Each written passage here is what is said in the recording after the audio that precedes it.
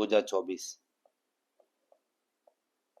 की सीरीज हम लेके आए हैं, जिसमें हम 2011 से लेकर 2023 के दरमियान जितने भी आरपीएससी द्वारा आरएस प्री के जो पेपर आयोजित किए गए हैं उनका हम प्रत्येक प्रश्न का 360 डिग्री एनालिसिस करेंगे। तो यदि आप हमारे प्लेटफॉर्म से जुड़ना चाहते हैं और आरएस में बेहतरीन तैयारी करना चाहते हैं तो आप हमारे चैनल को जरूर सब्सक्राइब करें अगले वीडियो के लिए। यदि आप हमारी आरएस प्री की सारी क्लासें देख लेते हैं तो आपका 101% आरएस प्री क्लियर हो जाएगा। तो आज का पहला सवाल, पूर्व पश्चिम कॉरिडोर जोड़ता है इम्फाल को अहमदाबाद से, दीमापुर को वडोदरा से, सिलेसर को पोक बंदर से, गुवाहाटी को कांडला बंदरगाह से। तो ये पूर्व पश्चिम कॉरिडोर है, ये सिलेसर को पोरबंदर से जोड़ता है। ये जो सिलेसर है ये स्थान असम में है, असम। यहाँ से ये जो पोरबंदर है ये गुजरात में है। यहाँ से यहाँ तक की जो दूरी है वो पूर्व पश्चिम कॉरिडोर की है, और ये जो इसकी जो लंबाई है वो 3300 किलोमीटर की है। Very important. और ये जो पूर्व पश्चिम कॉरिडोर है ये NH 27, जो NH 27 है ये इसको पूरा कवर करता है, पूर्व पश्चिम corridor. Very very important fact है, ये राजस्थान से कहाँ से हो जाता है, राजस्थान में से। तो राजस्थान में ये सिरोही, सिरोही के बाद उदयपुर,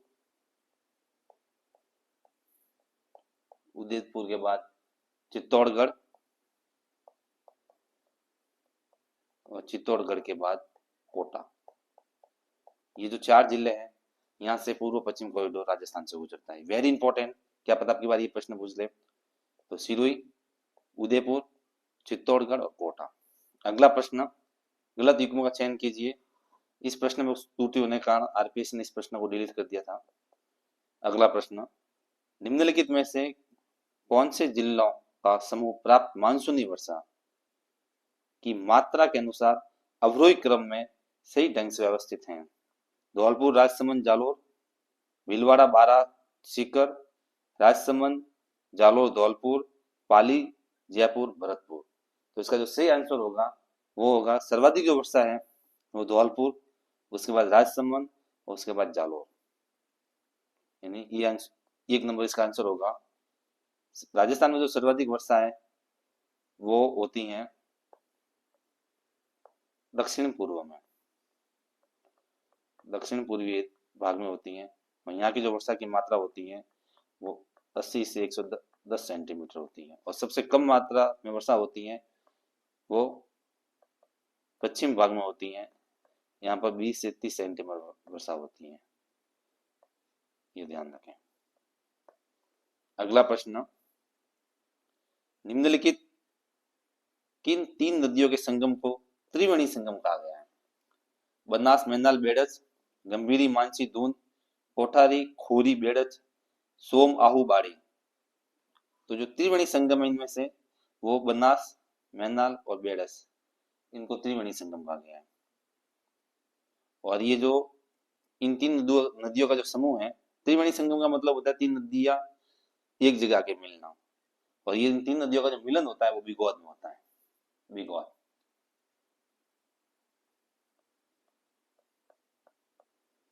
और ये जो बिगौद है ये मंडलगढ़ भीलवाड़ा में है, मंडलगढ़ भीलवाड़ा। Very important. अगला प्रश्न, भारत सरकार वन रिपोर्ट 2021 के अनुसार वनस्पति आवरण के संदर्भ में वन क्षेत्र 16,154 वर्ग किलोमीटर राजस्थान के भौगोलिक क्षेत्रफल का कितना प्रतिशत है? ये प्रश्न पूछ रहा है। तो इसका जो आंसर होगा वो होगा 4.87। ये कैसे होगा? तो हमको क्या करना पड़ेगा, राजस्थान का जो क्षेत्रफल है वो है 3,42,239 वर्ग किलोमीटर।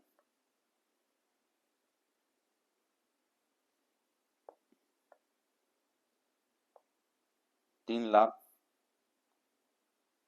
42,239 वर्ग किलोमीटर। और ये जो 16,654 किलोमीटर में भाग देंगे 3,42,239 किलोमीटर, 100 से मल्टीप्लाई कर देंगे तो आंसर आएगा 4.87। अगला प्रश्न, भारत में बॉक्साइट और अब्रक के सर्वाधिक उत्पादक राज्य कौन से हैं? इस प्रश्न में कुछ त्रुटि होने के कारण आरपीएससी ने इस प्रश्न को डिलीट कर दिया था। तो अब अगला प्रश्न, चुकंदर पर आधारित प्रथम चीनी उद्योग स्थापित हुआ था। वेरी इंपॉर्टेंट और काफी अच्छा प्रश्न है। चुकंदर पर आधारित जो प्रथम चीनी मिल थी वो गंगानगर में स्थित थी, स्थापित की गई थी। और जो चीनी मिल थी इसका नाम था श्री गंगानगर शुगर मिल। इसकी जो स्थापना है ये श्री गंगानगर में 1935 में हुई थी स्थापना। ये इंपॉर्टेंट है, ये भी प्रश्न आ चुका है इसकी स्थापना कब हुई थी। और इसने जो चीनी बनाने का जो कार्य शुरू किया था, चीनी बनाना, वो शुरू किया था 1946 में। ये भी वेरी इंपॉर्टेंट है। और सबसे इंपॉर्टेंट, चुकंदर से जो चीनी बनाने का इसने जो कार्य शुरू किया था, चुकंदर से चीनी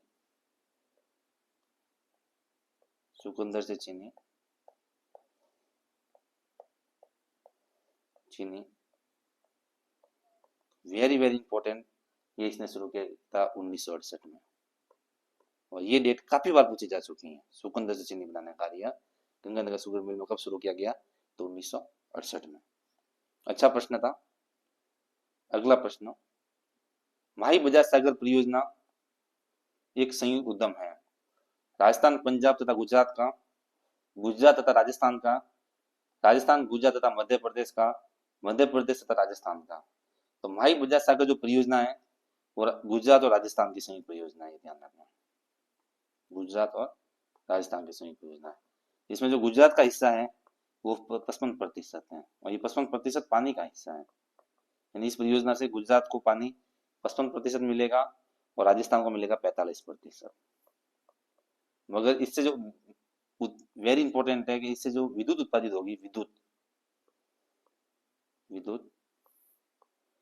उसमें 100% राजस्थान को मिलेगा। यानी 100% हिस्सा है वो राजस्थान का होगा।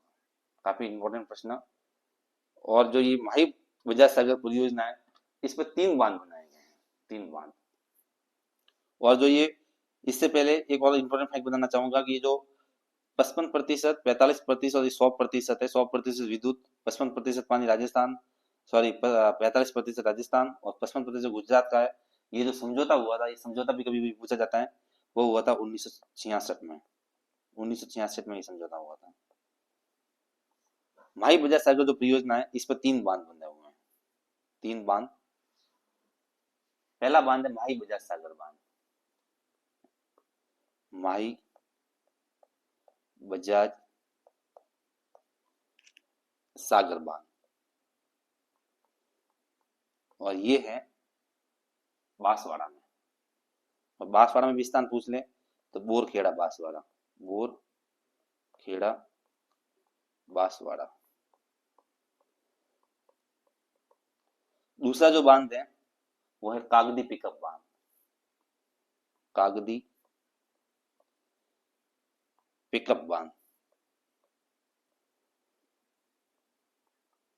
और ये है, ये भी बांसवाड़ा में, बांसवाड़ा।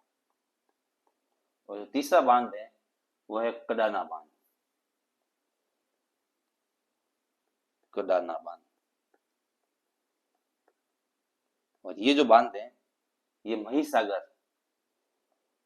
महीसागर जो गुजरात में वहां पर स्थित है।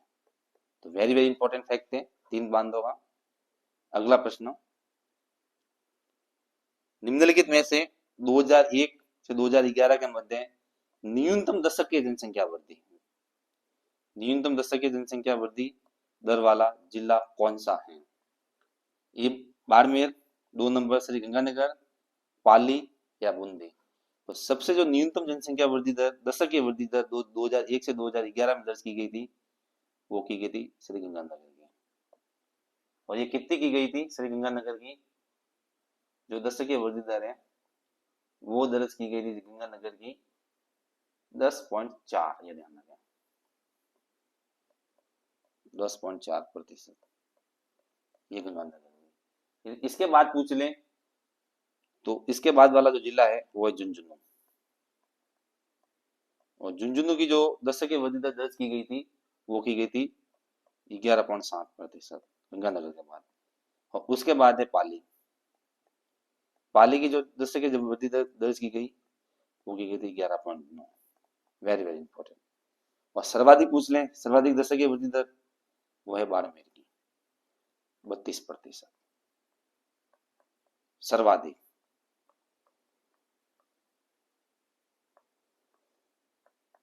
अगला प्रश्न, राजस्थान में काला खूटा, लीलवानी, नारदिया, तीमा मोरी किस खनिज के उत्पादक क्षेत्र है? मैग्नीज, टंगस्टन, तांबा, लोह अयस्क। तो ये जो काला खूटा है और लीलवानी ये तो बार बार पूछे जाते हैं। इसके बाद नारदिया, तीमा मोरी, ये सब जो खनिज उत्पादक क्षेत्र है ये मैग्नीज के हैं, मैग्नीज। इसके अलावा जो है मैग्नीज के जो उत्पादक हैं वो है, मैग्नीज के जो उत्पादक है काला खूटा के अलावा एक कलिंजरा, ये भी ध्यान रखें, कलिंजरा। कलिंजरा के बाद सज्जनगढ़, सज्जनगढ़ और कुशलगढ़, कुशलगढ़। यहाँ पर भी मैग्नीज का उत्पादन होता है। यदि जिला पूछ ले कि सर्वाधिक मैग्नीज उत्पादक जिला कौन सा राजस्थान में, तो है बांसवाड़ा, बांसवाड़ा। अगला प्रश्न, काली सिंध सुपर ताप बिजली स्टेशन अवस्थित है? बारा, झालावाड़, डूंगरपुर या बांसवाड़ा? तो जो काली सिंध सुपर ताप बिजली स्टेशन है वो झालावाड़ में। और इसका जो नियंत्रण है इस ताप स्टेशन का, वो नियंत्रण किया जा रहा है राजस्थान राज्य विद्युत उत्पादन निगम लिमिटेड, यानी इसकी जो शॉर्ट फॉर्म होगी वो होगी RVUNL, इसके द्वारा नियंत्रण किया जा रहा है। और इसको जो पानी की सप्लाई है, इस विद्युत परियोजना को पानी की सप्लाई दी जा रही है काली सिंध बांध जलाशय द्वारा। ध्यान रखें, काली सिंध बांध बना हुआ है, वहां से पानी की सप्लाई दी जा रही है। कोयला का पूछ लें कि कोयला की सप्लाई कहां से आ रही है, तो कोयले की सप्लाई आ रही है छत्तीसगढ़ से। छत्तीसगढ़, कोयले की जो सप्लाई है वो छत्तीसगढ़ से आ रही है। Very very important. अगला प्रश्न, एक तरफ वन्य जीव अभ्यारण्य है दूसरी तरफ जिला है और सुमेलित नहीं है पूछ रहा है, तो एक नंबर शेरगढ़ बूंदी, यही गलत है। शेरगढ़ अभ्यारण्य ये बूंदी में नहीं, 12 में। और जो शेरगढ़ है अभ्यारण्य है ये सिंकारा, जिसको भारतीय गजेल भी कहा जाता है, सांबर, शीतल और तेंदुए के लिए प्रसिद्ध है, ये ध्यान रखें। इसके अलावा बच्ची, ये चित्तौड़गढ़ में, ये सही है, ये इसका आंसर होगा पहला नंबर, बच्ची चित्तौड़गढ़ में।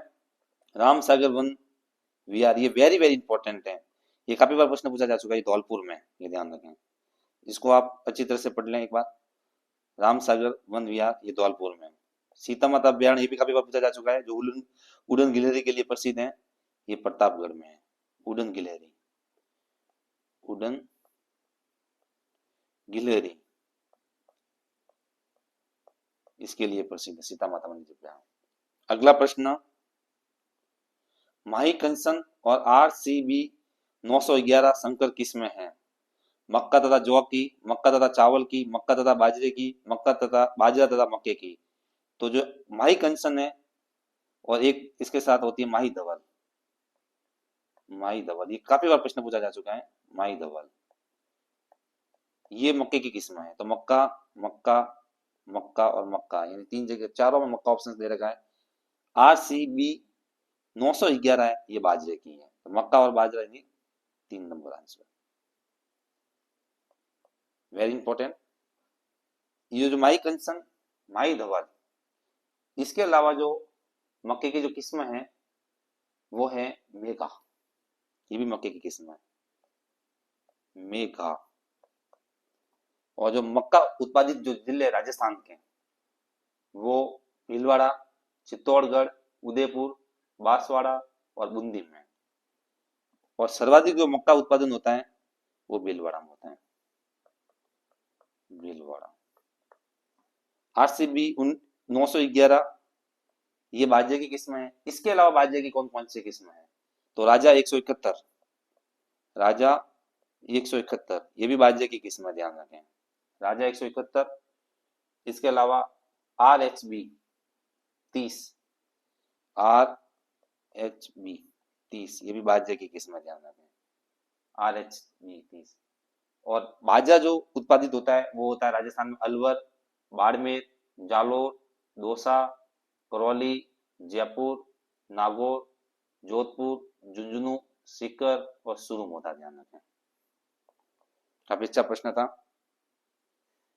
अगला प्रश्न, भारत की संविधान सभा के संबंध में निम्नलिखित कथनों पर विचार कीजिए। पहला, दो स्टेटमेंट दे रखे हैं। संविधान सभा का अंतिम अधिवेशन 24 जनवरी 1950 को हुआ था, ये सही है। जो अंतिम संविधान सभा का अधिवेशन हुआ था वो 24 जनवरी 1950 को हुआ था। दूसरा स्टेटमेंट, अंतिम अधिवेशन में डॉक्टर राजेंद्र प्रसाद भारत के राष्ट्रपति पद पर विधिवत निर्वाचित घोषित किए गए थे, ये भी सही है। यानी जिस दिन अंतिम अधिवेशन हुआ था उसी दिन डॉक्टर राजेंद्र प्रसाद को राष्ट्रपति निर्वाचित किया गया था, निर्वाचित घोषित किया गया था। तो दोनों स्टेटमेंट सही है। तो ये अंतिम तो 24 जनवरी 1950 को हुआ था संविधान सभा का अधिवेशन। यदि पूछ ले प्रथम अधिवेशन कब हुआ था, तो प्रथम अधिवेशन हुआ था, प्रथम अधिवेशन पूछ ले तो 9 दिसंबर 1946, संविधान सभा का प्रथम अधिवेशन, प्रथम अधिवेशन ये हुआ था 9 दिसंबर 1946 को। अगला प्रश्न, भारत के संविधान की निम्नलिखित में से कौन सी अनुसूची पहले संवैधानिक संशोधन द्वारा संविधान में जोड़ी गई? भारत का जो पहला संवैधानिक संशोधन हुआ था वो 1951 में हुआ था, ये ध्यान रखें। जब संविधान का निर्माण हुआ तब 8 अनुसूचियां थी, उसके बाद और वर्तमान में जो है वो 12 अनुसूचियां हैं। तो 8 के बाद जो 9वीं अनुसूची जोड़ी गई थी वो पहला संविधान संशोधन के तहत जोड़ी गई थी, 9वीं। इसका आंसर होगा 9, 9वीं अनुसूची। जो ये 9वीं अनुसूची है, इसका जो संबंध है 9वीं अनुसूची का, वो है केंद्र और जो राज्य है वो कानून बनाएंगे, वो कुछ ऐसे कानून बनाएंगे जिसको सर्वोच्च न्यायालय में चुनौती नहीं दी जा सकती।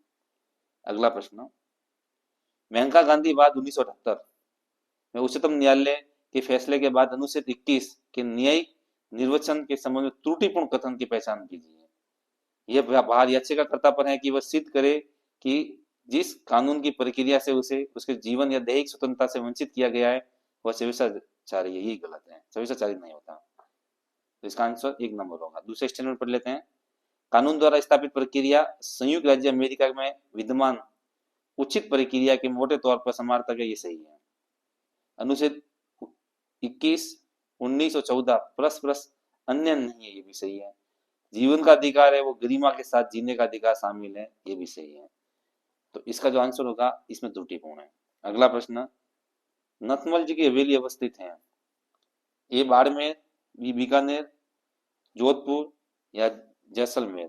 तो नथमल जी की जो हवेली है वो जैसलमेर में। और इसका जो निर्माण पूछ लें, नथमल जी की हवेली निर्माण 19वीं शताब्दी में करवाया था। किसने करवाया था? तो नथमल जी और हाथी सिंह, इन दोनों ने मिलकर इसका निर्माण करवाया था जैसलमेर में। अगला प्रश्न, राज्यसभा के संबंध में त्रुटिपूर्ण कथन को पहचानिए। पहला प्रश्न है, पहला स्टेटमेंट है, डॉक्टर एस राधाकृष्णन राज्यसभा के एकमात्र सभापति हैं जो लगातार 2 कार्यकाल इस पद पर रहे। हाँ, 2 लगातार कार्यकाल पे वो रहे थे, मगर एक मात्रा नहीं है। ये इसने यहाँ त्रुटि कर दी, इसलिए स्टेटमेंट गलत हो गया और ये त्रुटिपूर्ण हो गया, मतलब यही आंसर सही है इसका। क्योंकि जो राज्यसभा का जो सभापति होता है वो भारत का उपराष्ट्रपति होता है। उपराष्ट्रपति, राज्यसभा का सभापति भारत का उपराष्ट्रपति होता है। और भारत के उपराष्ट्रपति राष्ट्रपति हैं 2 बार लगातार रहने वाले 2 व्यक्ति हैं। एक डॉक्टर एस राधाकृष्ण, ये 1952 से 1962 तक रहे थे, 1952 से 1962। इसके अलावा डॉक्टर हामिद, डॉक्टर हामिद अंसारी, ये 2007 से 2017 तक रह लगा था 2 बार। डॉक्टर एस राधाकृष्ण और डॉक्टर हामिद अंसारी 2 ऐसे व्यक्ति हुए अभी तक आजादी के बाद जो 2 बार लगातार उपराष्ट्रपति रहे। अगला स्टेटमेंट, प्रथम संविधान संशोधन के लिए राज्यसभा का अनुसमर्थन नहीं किया गया था, ये भी सही है। जब प्रथम संविधान संशोधन हुआ था वो 1951 में हुआ था, उस समय राज्यसभा अस्तित्व में नहीं थी, इसलिए इसका अनुसमर्थन नहीं किया गया था। अगला, वर्तमान में संघ राज्य क्षेत्रों से 8 सदस्य राज्यसभा में निर्वाचित होते हैं, ये भी सही है। जो केंद्र शासित प्रदेश है वहां से राज्यसभा में 8 सदस्य नियुक्त होते हैं, निर्वाचित होते हैं। अगला, 3 अवसरों पर राज्यसभा और लोकसभा की संयुक्त बैठक आयोजित की गई, ये भी सही है। भारत के इतिहास में 3 अवसर ऐसे आए जब लोकसभा और राज्यसभा की जो है वो संयुक्त बैठक आयोजित की गई, तो ये भी सही है। अगला प्रश्न, तो इसका आंसर होगा 1 नंबर। अगला प्रश्न, अविश्वास प्रस्ताव के संबंध में निम्नलिखित में से कौन सा कथन सही नहीं है? इसमें कुछ प्रश्न में त्रुटि होने के कारण ये आरपीएससी द्वारा डिलीट कर दिया गया था प्रश्न। अगला प्रश्न, एक तरफ स्टेटमेंट दे रखा है और दूसरी तरफ उसे संबंधित अनुच्छेद दे रखे हैं, तो समान न्याय और निःशुल्क कानूनी सहायता, ये संविधान के कौन से अनुच्छेद में है ये हमको बताना है। पर्यावरण की सुरक्षा, काम करने का अधिकार और स्मारकों का संरक्षण, तो समान न्याय और निःशुल्क कानूनी सहायता है वो है अनुच्छेद 39A में, 39A। पर्यावरण की सुरक्षा है वो अनुच्छेद 48A में। काम करने का जो अधिकार है, काम करने का, वो है अनुच्छेद 41 में। और स्मारकों का जो संरक्षण है वो है अनुच्छेद 49 में। तो 2, 1, 3, 4 यानी 2 नंबर आंसर। अगला प्रश्न, सूचना का अधिकार अधिनियम की निम्न में से कौन सी धारा केंद्रीय सूचना आयोग के कार्य और शक्तियों से संबंधित नहीं है? 25 धारा है, ये कार्य और शक्ति से संबंधित है। धारा 19 है, ये भी कार्य और शक्ति से संबंधित है सूचना के अधिकार अधिनियम के तहत। और धारा 18 ये भी कार्य और शक्ति से संबंधित है, ये नहीं है धारा 12। धारा जो 12 है ये गठन से संबंधित है, केंद्रीय सूचना आयोग है उसके गठन का वर्णन किया गया है धारा 12 में। अगला प्रश्न, निम्नलिखित में से किस आयोग ने अंतरराज्यीय परिषद के स्थान पर अंतर सरकार परिषद स्थापित करने की अनुशंसा की थी? ए, राजमंदार आयोग, 2 नंबर पुंछी आयोग, 3 प्रशासनिक सुधार आयोग 1969, या 4 सहकारी आयोग। तो ये जो आयोग था जिसने अंतर राज्य परिषद के स्थान पर अंतर सरकार परिषद स्थापित करने की अनुशंसा की थी वो थी सहकारी आयोग, ये ध्यान रखें। और जो सरकारी आयोग है इसका जो गठन है वो 1983 में किया गया था। Very very important. अगला प्रश्न, स्टेटमेंट दे रखे हैं। पहला स्टेटमेंट है, राजनीतिक शास्त्रियों द्वारा कही गई कि कांग्रेस प्रणाली का 1989 के लोकसभा चुनावों के साथ अंत हो गया। दूसरा है, 1989 के लोकसभा चुनावों में भारतीय राष्ट्रीय कांग्रेस सबसे बड़ी अकेली पार्टी के रूप में उभरी थी। ये दोनों स्टेटमेंट सही है कि क्योंकि कांग्रेस जो चुनाव 1989 में जो चुनाव हुए थे उसमें कांग्रेस की हार हुई थी, मगर जो सिंगल लार्जर पार्टी है, सबसे बड़ी अकेली पार्टी, वो भी कांग्रेस ही थी। क्योंकि कांग्रेस ने 1989 में जो चुनाव हुए थे उसमें 197 सीटें जीती थी, ध्यान रखें 197 सीटों के साथ सिंगल लार्जेस्ट पार्टी थी। मगर कांग्रेस की हार इसलिए हुई कि जनता दल है, उसने 143 सीटें जीती थी, जनता दल 143, और उसने अपने सहयोगियों के साथ गठबंधन करके सरकार बनाई थी और कांग्रेस को सत्ता से उस समय बेदखल कर दिया था। तो दोनों स्टेटमेंट सही है, तो इसका आंसर होगा 2। अगला प्रश्न, केक के बारे में बताना, मिलान करना। एक तरफ केक के बारे में दे रखा है और दूसरी तरफ है वो अनुच्छेद दे रखे हैं, अनुच्छेद दे रखे हैं। पहला है केक की नियुक्ति, दूसरा है केक के कर्तव्य और शक्तियां, संघ के खातों का प्रपत्र और ऑडिट रिपोर्ट। इनका मिलान करना है। तो केक जो है, केक की जो नियुक्ति है उसका वर्णन है वो अनुच्छेद 148 में किया गया है, ये ध्यान रखें। केक के कर्तव्य और शक्तियां हैं वो 149 में है, अनुच्छेद 149। संघ के खातों का प्रपत्र है वो 150 में है और ऑडिट रिपोर्ट है वो 151 में है। मतलब इसका जो आंसर होगा वो होगा 1, 3, 4, 2। अगला प्रश्न, निम्न में से कौन सा कथन राजस्थान के मुख्यमंत्री के संबंध में सही नहीं है? मुख्यमंत्री के बारे में पूछ रहा है। पहला स्टेटमेंट है मोहनलाल सुखाड़िया ने 4 बार मुख्यमंत्री पद की शपथ ली। ये स्टेटमेंट सही है, एकदम बिल्कुल सही है। मोहनलाल सुखाड़िया राजस्थान के एकमात्र ऐसे मुख्यमंत्री हैं जिन्होंने 4 बार शपथ ली थी और ये 4 बार रहने वाले, लगातार लेने वाले मुख्यमंत्री थे। तो इनका जो कार्यकाल था मोहनलाल सुखाड़िया का वो 1954 से 1971 तक, यानी लगभग 17 वर्ष। तो ये स्टेटमेंट सही है। 1975 के आपातकाल के समय मुख्यमंत्री हरिदेव जोशी थे, ये भी सही है। जब इंदिरा गांधी के समय आपातकाल लगा था उस समय राजस्थान के मुख्यमंत्री हरिदेव जोशी थे, ये ध्यान रखें, ये फैक्ट है। तीसरा, बख्तुल्ला खां सबसे कम समय तक मुख्यमंत्री रहे, ये गलत है। बख्तुल्ला खां राजस्थान के पहले अल्पसंख्यक मुख्यमंत्री थे, ये ध्यान रखें, पहले अल्पसंख्यक मुख्यमंत्री थे।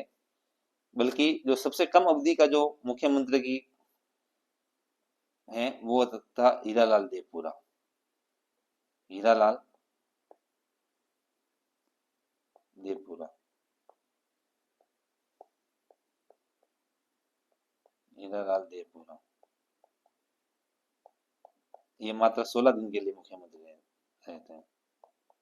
और मान लो डेट पूछ ले कब से कब तक रहे थे, तो ये रहते 23 फरवरी से 10 मार्च 1985। Very very important. तो तीसरा स्टेटमेंट है वो गलत है, बख्तुल्ला खान ना होके हीरालाल देवपुरा होगा इसका सही आंसर।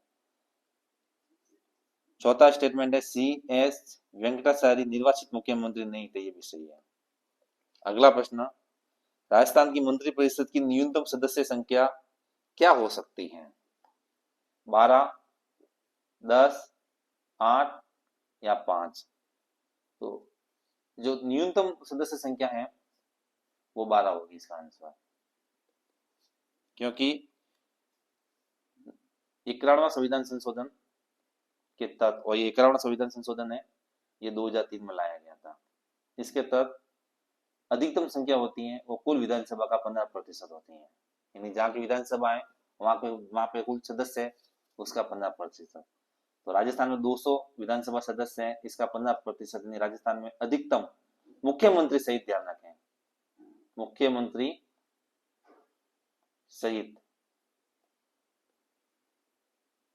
वो होगी 30 और न्यूनतम होगी ये भी मुख्यमंत्री सहित होगी, यानी 11+1।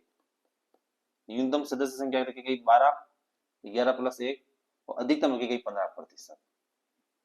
51वां संविधान संशोधन 2003 के तहत। अगला प्रश्न है 2022 के राष्ट्रपति के निर्वाचन में राजस्थान विधानसभा के प्रत्येक सदस्य का मत वैल्यू कितनी थी? काफी अच्छा प्रश्न है। 149, 132, 129, 116। तो राजस्थान का जो एक विधायक का राष्ट्रपति के चुनाव में जो मत का मूल्य है वो 129 है। और ये राष्ट्रपति का जो चुनाव होता है, इसमें जो मत के मूल्य की जो गणना की जाती है, उसमें जो जनसंख्या ली जाती है वो 1971 की जनसंख्या ली जाती है, ध्यान रखें। तो उस समय राजस्थान की जो जनसंख्या थी वो 2,57,00,000 थी। तो जब ये निकाली जाती है तो 2,57,00,000 में पहले 200 का भाग, उसके बाद 1000 का भाग दिया जाता है। जब ये हम इसको डिवाइड करेंगे 200 और 1000 से, तो इसका आंसर आएगा, मोटा मोटा जो इसका आंसर आएगा वो आएगा 128.82। इसका राउंड फिगर होगा 129। अगला प्रश्न, संविधान के अनुच्छेद 217(1) के अनुसार राजस्थान उच्च न्यायालय के मुख्य न्यायाधीश से भिन्न किसी न्यायाधीश की नियुक्ति राष्ट्रपति किसके परामर्श से करेगा? यानी जो हाईकोर्ट का जो मुख्य न्यायाधीश है उसके अलावा किसी न्यायाधीश की नियुक्ति करनी है तो राष्ट्रपति किस किस से परामर्श करेगा? राजस्थान उच्च न्यायालय के मुख्य न्यायाधीश, भारत के महान्यायवादी, राजस्थान के राज्यपाल। महान्यायवादी का कोई रोल नहीं होता, इसलिए ये तो स्टेटमेंट गलत है।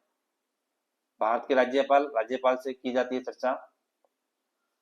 इसके अलावा भारत के मुख्य न्यायमूर्ति, इनसे भी चर्चा की जाती है।